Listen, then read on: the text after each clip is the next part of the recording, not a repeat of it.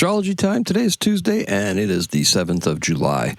Well, Shane here with DailyAstrocat.com. So let's see. Our moon is in Aries all day long. So this gives the day a driven feel, right? Yeah, kind of driving, right? And Neptune stations retrograde at 6:55 in the morning. So today's the third quarter of the moon. So it is a report card day as well as we check up on our Capricorn objectives. How you doing? How are you doing so far, right? Okay, so let's check. Well, USA Soccer, that's over, right? They just got eliminated by Belgium. So that's one thing that's off of our list for summer, right? Here in the United States, at least. The rest of the tournament goes on. So pick your team, right? It'll be fun. I'm looking forward to the outcome of a few more games, right? The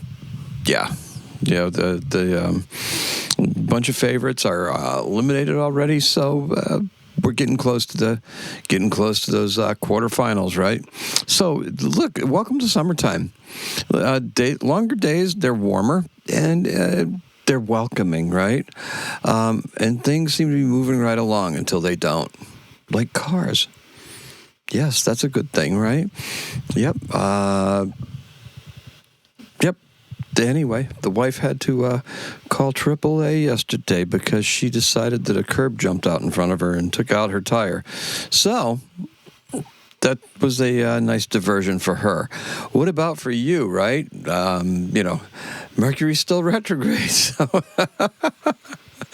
remember, Mercury controls short-term travel, right? So, yeah, it took her a little while to get home last night, a 3-hour commute out of a 20-minute drive, if that.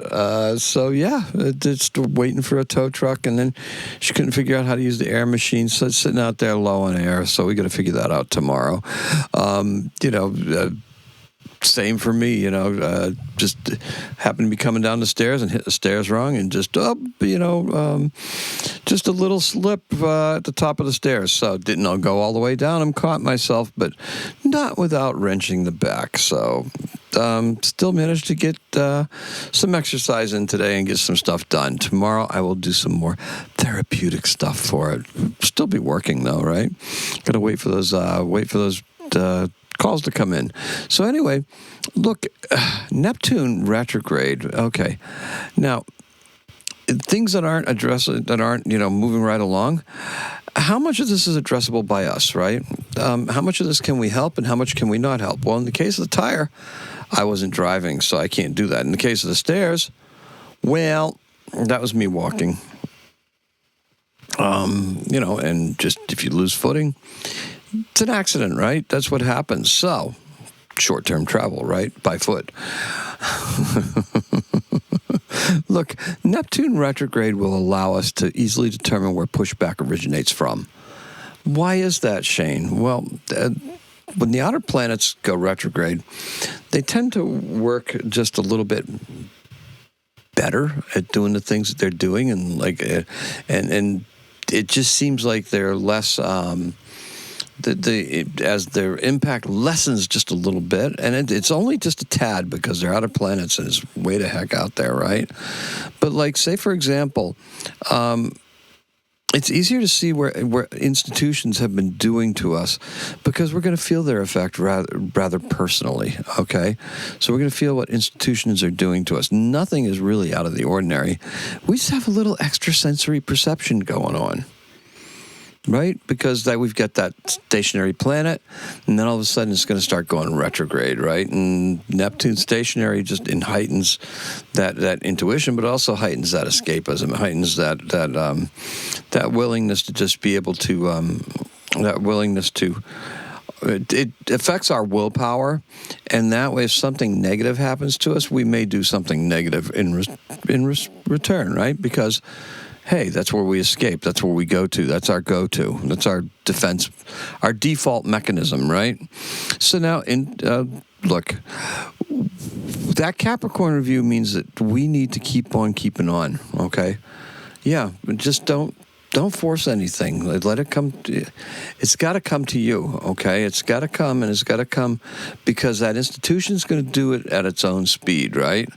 Home is important, and our work will manifest better things for us And how's it going to manifest better things? Well, because it's what it's doing. Because we have to trust our own intuition.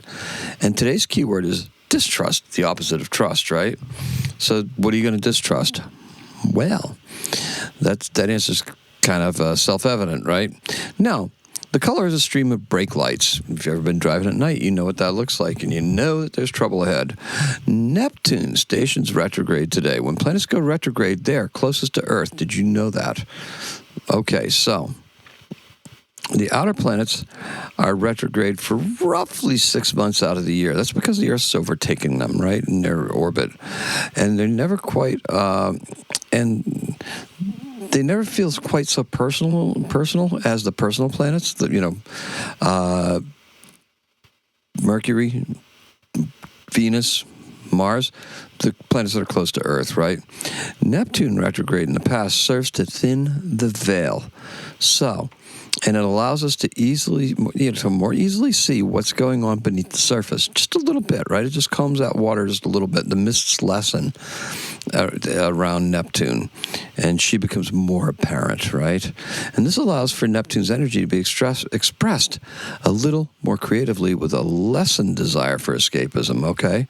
Yeah, it's not quite so nagging and intense that all the Neptunian things, right? It's still mysterious. It's still going to be, not easy to grasp. However, just a little bit, okay? All right, so the mystery remains, okay, but it's less fleeting and obscured. There's an air of distrust out there, but it isn't being properly directed. Okay, it's up to you. It's up to you and your intuition as far as Mercury retrograde is concerned. Mercury retrograde is asking us to dig down into our own intuition.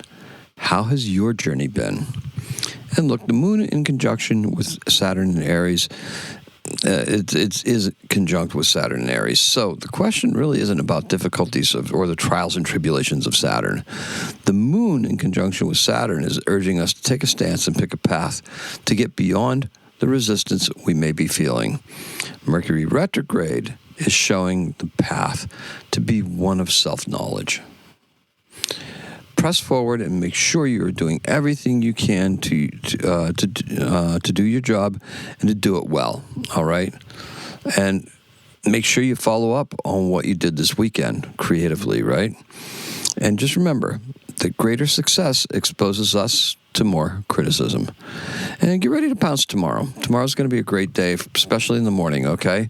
So that means adequate rest tonight while setting the stage for your next big push. Make it 5D and set it tonight and get a jump on tomorrow's vibe.